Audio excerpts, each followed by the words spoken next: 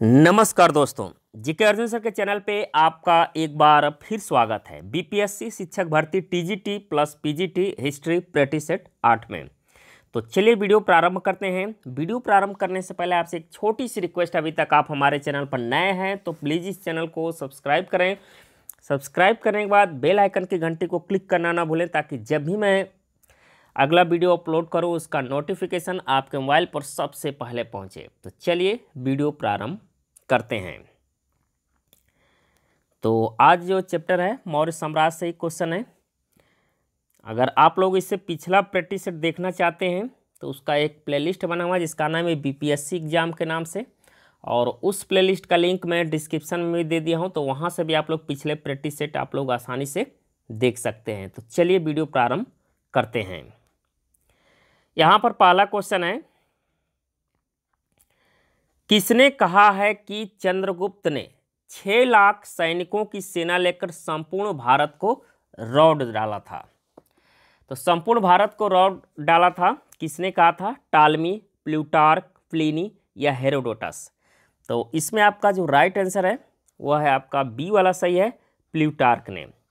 यानी चंद्रगुप्त मौर्य ने जो है 6 लाख सैनिकों की सेना लेकर संपूर्ण भारत को रौंद डाला था, और ये कथन है किसका? प्लूटार्क का। तो बी इसका राइट आंसर हो जाएगा, प्लूटार्क। क्वेश्चन नंबर 2 है, मौर्यकालीन पश्चिमी सीमा थी। मौर्यकालीन पश्चिमी सीमा थी अफगानिस्तान तक, रावी नदी तक, पंजाब तक या सिंधु नदी तक? तो मौर्यकालीन पश्चिमी सीमा कहाँ तक थी? तो इसमें आपका जो राइट आंसर होगा वह है आपका ए, अफगानिस्तान तक। यानी मौर्य काल की जो पश्चिम सीमा कहाँ तक साम्राज्य विस्तार अगर पूछता है तो ये अफगानिस्तान तक मौर्य साम्राज्य की सीमा विस्तार थी। तो ये इसमें आपका राइट आंसर होगा। क्वेश्चन नंबर 3 है, अशोक के किस अभिलेख में विदेशी राज्यों के साथ उसके संबंधों का उल्लेख है? अशोक के किस अभिलेख में विदेशी राज्यों के साथ उसके संबंधों का उल्लेख है? द्वितीय अभिलेख, 12वां अभिलेख, 13वां अभिलेख या 7वां अभिलेख? तो इसमें आंसर हो जाएगा आपका सी, 13वां अभिलेख। 13वां अभिलेख में विदेशी राज्यों और उसके साथ संबंध के बारे में बताया गया है। तो ये 13वां शिलालेख है या 13वां अभिलेख इसको कहते हैं। क्वेश्चन नंबर 4 पर आते हैं, कौटिल्य के राज्य के सप्तांगों में सम्मिलित नहीं है। कौटिल्य के राज्य के सप्तांगों में सम्मिलित नहीं है। राजा, अमात्य एक में है, मित्र या दूत या कोश? तो कौटिल्य के राज्य के सप्तांगों में सम्मिलित नहीं है, तो इसमें आंसर हो जाएगा आपका डी वाला ऑप्शन, दूत। तो कौटिल्य के राज्य के सप्तांगों में सम्मिलित नहीं है, तो इसका आंसर हो जाएगा डी, दूत। दूत इसमें शामिल नहीं है।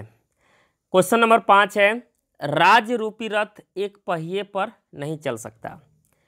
किसका कथन है? राज्य रूपी रथ जो है एक पहिए पर नहीं चल सकता, ये किसका कथन है? कौटिल्य का, हेरोडोटस का, पाणिनि का या मनु का? तो राज्य रूपी रथ जो है एक पहिए पर नहीं चल सकता है, तो ये कथन है कौटिल्य का। ये सही हो जाएगा इसमें, कौटिल्य। क्वेश्चन नंबर 6 पर आते हैं। 6ठा नंबर देखिएगा, अशोक के अभिलेखों को सर्वप्रथम पढ़ने का श्रेय प्राप्त है। तो अशोक के अभिलेखों को सबसे पहले किसने पढ़ा था या किसको श्रेय प्राप्त है, ये क्वेश्चन पूछा जा रहा है। James Prinsep, Cunningham, William Jones, John Marshall? तो इसमें आपका राइट आंसर ए सही हो जाएगा, जेम्स प्रिंसेप। अगर पूछेगा कब, तो ये 1837 ईस्वी में ये इसका पढ़े थे अशोक के अभिलेखों को, 1837 ईस्वी में जेम्स प्रिंसेप द्वारा। क्वेश्चन नंबर 7 पर आते हैं, कारवा बनाकर चलने वाले व्यापारियों के प्रमुख को कहा जाता था। कारवा बनाकर चलने वाले व्यापारियों के प्रमुख को कहा जाता था, क्या कहा जाता था? अग्रणी, श्रेष्ठी, सार्थवाह या वणिक? तो इसमें आंसर हो जाएगा आपका सी, सार्थवाह। कारवा बनाकर यानी एक कारवा का अर्थ होता है समूह बनाकर, जो व्यापारी चलते थे उसमें एक प्रमुख होता था, उस प्रमुख को कहा जाता था सार्थवाह। क्वेश्चन नंबर 8 है, चंद्रगुप्त मौर्य की सैंड्रोकोटस के रूप में पहचान की है। तो सेंड्रोकोटस के रूप में पहचान किसने की है चंद्रगुप्त मौर्य की? स्मिथ ने, जेम्स प्रिंसेप ने, या विलियम जोन्स, या जॉन फिलिप? तो चंद्रगुप्त मौर्य के सेंड्रोकोटस पूछ रहा है के रूप में पहचान किया गया किसके द्वारा? तो ये किया गया था विलियम जोन्स के द्वारा। तो विलियम जोन्स ने बताया कि सेंड्रोकोटस ही चंद्रगुप्त मौर्य था। यह सेंड्रोकोटस के रूप में चंद्रगुप्त मौर्य की पहचान की थी। किसने? विलियम जोन्स ने। क्वेश्चन नंबर 9 है, मौर्य काल की किस पुस्तक में जहाज निर्माण व नाविक गतिविधियों का वर्णन है? मौर्य काल की किस पुस्तक में जहाज निर्माण व नाविक गतिविधियों का वर्णन है? इंडिका, पुराण, मुद्रा राक्षस, या दिव्या वदान? तो इसमें आपका जो राइट आंसर होगा वह है ए, इंडिका। किसमें? इंडिका में। क्वेश्चन नंबर 10 है, तृतीय बौद्ध संगीति का अध्यक्ष था। तृतीय बौद्ध संगीति का अध्यक्ष था पुरणकश्यप, वसुमित्र, मोगलीपुत्तिस्य, या अश्वघोष? तो इसमें आंसर हो जाएगा आपका सी, मोगलीपुत्तिस्य। मोगलीपुत्तिस्य। और किसके शासनकाल में अगर पूछता है तृतीय बौद्ध संगीत, तो अशोक के शासनकाल में हुआ था। कहाँ पर? पाटलिपुत्र में। और इसकी अध्यक्षता किए थे मोगलीपुत्तिस्य ने। क्वेश्चन नंबर 11 है, पाषाण गृह कला का सर्वप्रथम विकास किस राजवंश के अंतर्गत हुआ? मौर्य, सातवाहन, हर्यक, कुषाण? मौर्य, सातवाहन, हर्यक, कुषाण?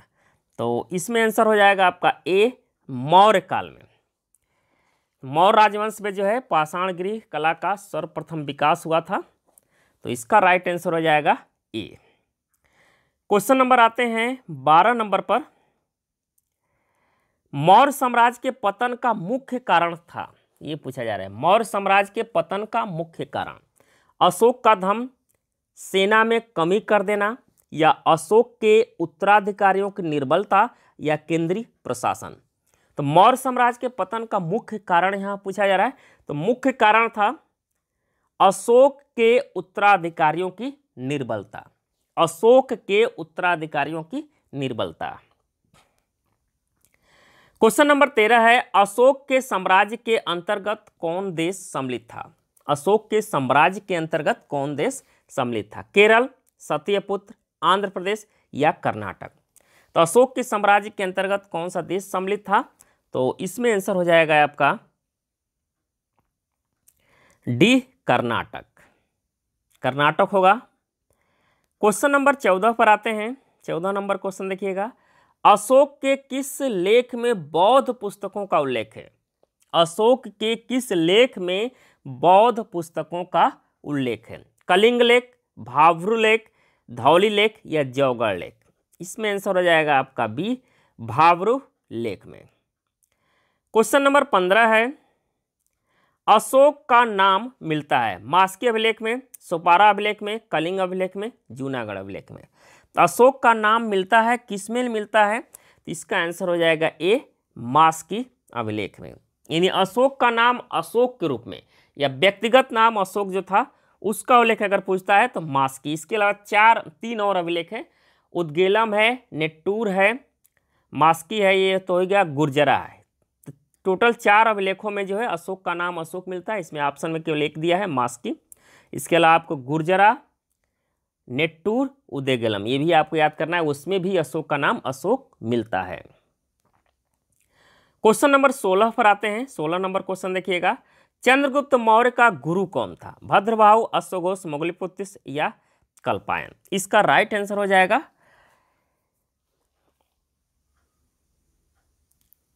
गुरु भद्रबाहु। ये सही हो जाएगा इसमें, भद्रबाहु। जैन ये गुरु थे। क्वेश्चन नंबर 17 है, मौर्यों के पश्चात भारत की उत्तर पश्चिम सीमा पर किसका अधिकार था? बैक्ट्रियन, कुषाण, शक, हुणका? तो मौर्यों के पश्चात भारत की उत्तर पश्चिम सीमा पूछ रहा है किसका अधिकार था? तो यहां पर अधिकार था बैक्ट्रियन की। क्वेश्चन नंबर 18 है, मौर्य शासन व्यवस्था में रूपदर्शक नामक अधिकारी था। मौर्य शासन व्यवस्था में रूपदर्शक नामक अधिकारी था। चांदी तथा अन्य धातुओं का परीक्षण, गणिकाओं का अध्यक्ष, रंगमंच का अध्यक्ष या सिक्कों का परीक्षक? तो इसमें आपका राइट आंसर हो जाएगा डी सिक्कों का परीक्षक, सिक्कों का परीक्षक। क्वेश्चन नंबर 19 है, किस अभिलेख में चंद्रगुप्त मौर्य और अशोक दोनों का नामोल्लेख है? शाहबाजगढ़ी या रुद्रदामन का जूनागढ़ अभिलेख या मास्की अभिलेख, स्कंदगुप्त का जूनागढ़ अभिलेख। इसमें जो राइट आंसर है वह है आपका बी, रुद्रदामन का जूनागढ़ अभिलेख में। इस अभिलेख में चंद्रगुप्त मौर्य और अशोक दोनों का नाम एक साथ मिलता है, तो यह है रुद्रदामन का जूनागढ़ अभिलेख। क्वेश्चन नंबर 20 है, मौर्य काल में राहत कार्य के लिए कोष्ठागारों के अस्तित्व का प्रमाण निम्नलिखित में से प्राप्त हुआ है? गिरनार का शिलालेख से, स्तंभ लेख से, सासाराम का लघु शिलालेख या सागौरा का ताम्रपट्ट। तो इसमें आंसर हो जाएगा आपका डी, सागौरा का ताम्रपट्ट। क्वेश्चन नंबर 21 है, देव मात्रक शब्द का आशय है? मातृदेवियां, व्यक्ति की मातृभूमि, दैवी गुणों से संपन्न स्त्री या वर्षायुक्त प्रदेश। इसका राइट आंसर हो जाएगा इसमें डी, वर्षायुक्त प्रदेश। क्वेश्चन नंबर 22 है, अशोक के शासनकाल में कुमार निम्नलिखित स्थानों में नियुक्त थे? कहां पर नियुक्त थे? तक्षशिला, तोसली, उज्जैनी। ए वाला ऑप्शन ही इसमें सही है। क्वेश्चन नंबर 23 पर आते हैं, मौर्य स्तंभों के पत्थर कहां से प्राप्त किए जाते थे? राजमहल की पहाड़ियों से, राजगिरी से, चुनार से या बराबर पहाड़ियां से। इसमें आंसर हो जाएगा आपका सी, चुनार से। क्वेश्चन नंबर 24 है, कौटिल्य द्वारा धर्मस्थी शब्द का तात्पर्य है? कौटिल्य द्वारा धर्मस्थी शब्द का तात्पर्य शैक्षणिक संस्था, धार्मिक संस्था, न्यायालय या राजस्व विभाग। इसका जो राइट आंसर हो जाएगा इसमें वह है सी, न्यायालय। क्वेश्चन नंबर 25 नंबर पर आते हैं और अंतिम क्वेश्चन है आज के लिए। यद्यपि अशोक के अनेक पुत्र थे, परंतु अभिलेखों में अशोक के एक मात्र पुत्र का उल्लेख का नाम है, कौन सा था? कुणाल, तीवर, महेंद्र, जालौक। इसमें आंसर हो जाएगा आपका बी, तीवर। तो ये थे क्वेश्चन आज के लिए। तो उम्मीद करता हूं कि वीडियो आपको पसंद आया होगा। पसंद आए तो इसको लाइक करें, अपने दोस्तों के यहाँ अधिक से अधिक शेयर करें। धन्यवाद दोस्तों। जय हिंद, वंदे मातरम।